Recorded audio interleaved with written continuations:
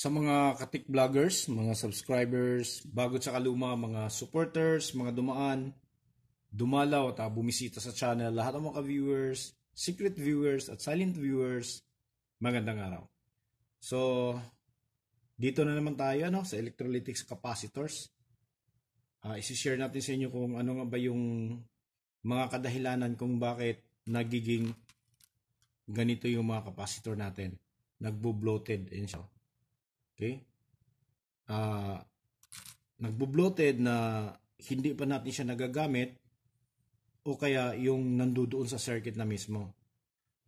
Okay? So, ang mga pinakapangkaraniwan na dahilan kung bakit nagiging bloated yung capacitor natin kapag nasa circuit na siya nakakabit ay yung dahil sa init, dahil sa mataas na ripple current, tapos yung biglang bugso ng power. Yun yung dahilan kung bakit minsan dito yung pinaka-top niya naging ganito, bloated,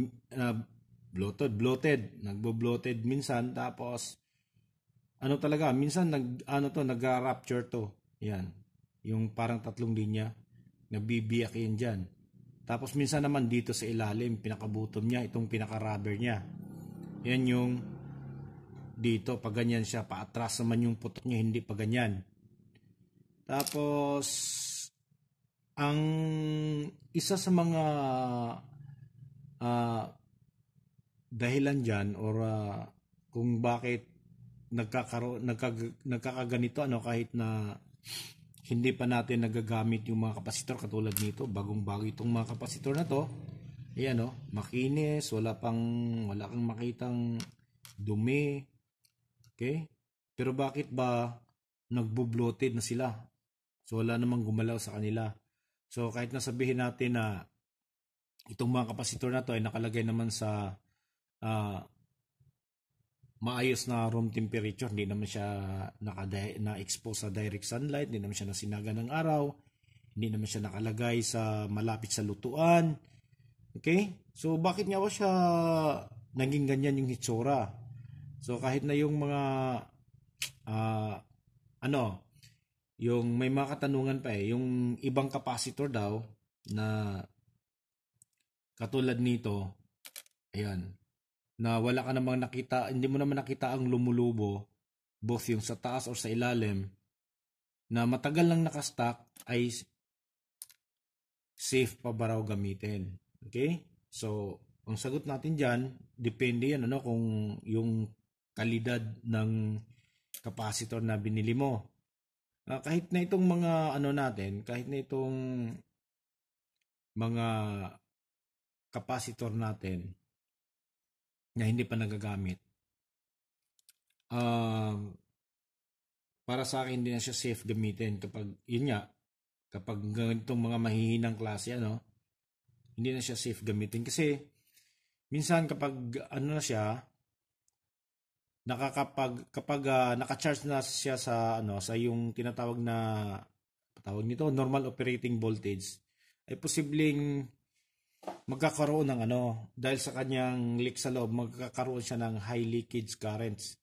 Okay? Pagtaas ng kanyang kuryente na pwedeng sumira sa ibang circuit. So depende kung ano yung pinagagamitan ng circuit niya. Kasi wala namang problema kung power amplifier, kahit taasan natin ng current, walang problema. Pero kung yung ibang circuit na yung dinadala niya, pwedeng sirain. Kahit nasabihin natin yung pagcha-charge, meron siyang yung kanyang power supply circuit, power supply unit niya ay naka-slow charging mode. Hindi siya naka-fast charging mode. Okay?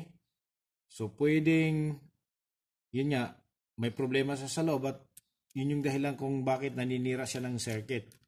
Kapag pinilit natin gamitin yung mga ganitong capacitor na matagal na nating na-stock matagal na nakastock na hindi natin nagagamit. Pero kung yung magandang klase naman talaga, marami tayong nakaranasan na magagandang klaseng capacitor kahit na inaabot ng mga ilang taon ay normal pa rin gamitin. Kapag sinukat mo, normal. Kapag nasa naka-in circuit na siya, nag-ooperate na siya, walang ka-problema. Pero yung mga ganito kasi, pagpalagay na lang natin, na-stock mo ng 3 taon, magdalawang isip ka na kung gagamitin mo ba o hindi. Okay? So, ano nga ba dahilan? Isa sa mga dahilan, pinaka-main na dahilan kung bakit lumulobo yung ano natin, lumulobo yung capacitor natin. Nagiging nagsiswell siya or nagbo-bloated. So, isa sa mga dahilan nito ay yung sobrang karga ng electrolytes o yung tubig sa loob. Ang dahilan ng pagsablay ng mekanismo ng capacitor. Katulad na lang dun sa tinatawag na capacitor plug nung kabataan natin, mga early 90s hanggang late 90s hanggang early 2000 na gumagawa tayo ng mga Ford car stereo, Ford amplifier, tapos yung mga piling brand ng iba't ibang sasakyan ng General Motors. Nako, sa isang amplifier o isang car stereo lang, minsan umaabot ka ng kulang-kulang o sumobra sa 100 capacitor yung papalitan mo dahil yung lahat ng capacitor na yon ay naglilik. Tumatagas yung kanyang liquid sa loob na minsan ay hindi na namin kayang kumpunin dahil malaki na yung damage sa PCB. Yung iba nasusunog na, so hindi na namin kaya. Kaya yun yung mga dahilan kung bakit ngayon kapag namili tayo dahil napakaraming mga naglilipa ng mga tinatawag nito, mga generic capacitors, kaya yun, mag-ingat tayo. So, balik tayo dito sa sobrang pagkarga ng electrolytes. So, ang nangyayari dito, itong aluminum anode and cathode fuel sa loob, ito, di ba? Positive, negative. So, anode saka cathode, yung aluminum at aluminum cathode and anode fuel sa loob ay nagkakakorod siya sa electrolytes na ikinarga. Nagkakakorod siya. Kaya yun yung dahilan kung bakit tumataas yung capacitance nitong capacitor natin, tapos tumataas yung pag-leak ng kuryente, at itong mismong capacitor natin nagto-turn into battery na talaga siya, tapos nagsi-self-charging. So alam naman natin na hawig ng kunti sa battery to, di ba? Nagkakarga siya ng voltahe, tapos nag-store ng current. Pero kapag nagluloko na iba na yung trabaho niya sa loob, pwedeng magiging baterya siya. Na battery na talaga na nagkakaroon pa siya ng tinatawag na self-charging hanggang sa magkarga hanggang sa nagiging ganito. Ito yung nangyayari nitong capacitor natin na hindi pa natin nagagamit. Nagsi-self-charging siya dahil sa mga naglulukong mekanismo niya sa loob. Okay, so tingnan nyo naman, yan. So ngayon ipapakita natin sa inyo dahil may mga madalas na nababasa nating katanungan na kapag lumulubo yung capacitor, nagbo-bloated, either dito sa bottom or dito sa taas, nag-iiba ba yung value? Okay. So ito ngayon yun. Yung iba, bumababa. Yung iba naman, normal pa rin. Yung iba, tumataas. Check tayo. Okay, so ang value nito ay, yung capacitor natin ay nasa 1,000 microfarad. Okay? So depende yan kung ano yung status ng mga piyesa sa loob. Ano yung status? Kaya hindi natin masasabi na umaangat, bumababa. Minsan bumababa yan, minsan nasa sakto pa, at minsan naman ay tumataas yung kanyang capacitance value.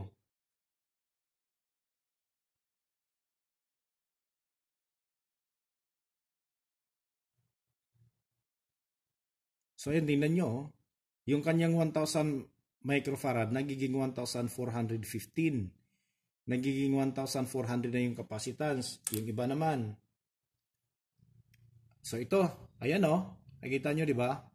May namumuuna na korosyon sa kanyang terminal, dalawa. So ibig sabihin, naglilik na yung kanyang electrolytes.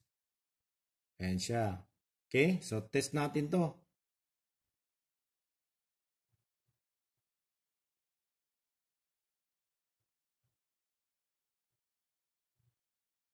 So ito, nasa 1.3, mataas pa rin. Pero hindi naman gaano mataas yung kanyang tinaas.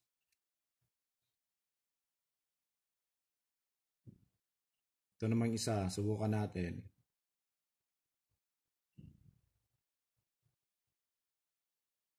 Ayan o. So, nasa 1.6 ang taas na niya. Nasa 1,600 microfarad. Yung iba pa.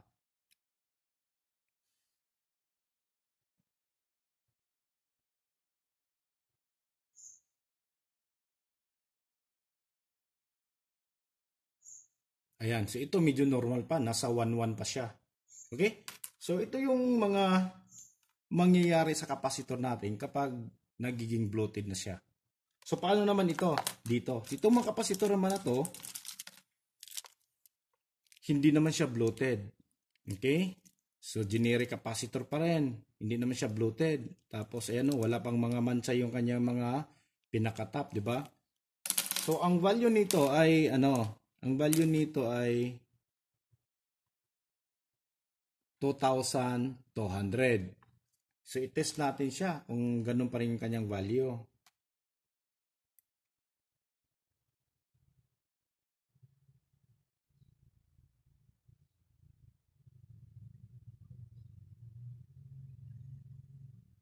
Okay, so wala na. Bumagsak na siya oh. Yung 2,200, kalahati na lang yung natira. Yung iba.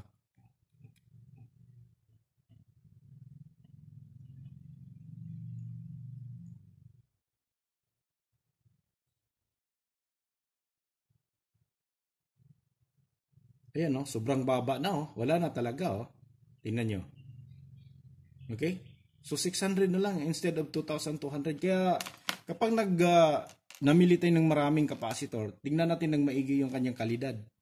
At saka bibili lang tayo ng mga capacitor, yung mga fast moving lang talaga, yung mga mabilis na magamit natin. Yung mga high demand na in demand na mga capacitors. Huwag tayong mag-stock na mga hindi natin nagagamit na umabot ng ilang taon dahil ganun na ganun yung mangyayari. Okay, so hanggang dito na lang tayo. Sana ay makakatulong to lalo na sa mga baguhan natin na hindi pa sila gaanong familiar sa ganitong mga bagay. So maraming salamat. God bless at bye-bye.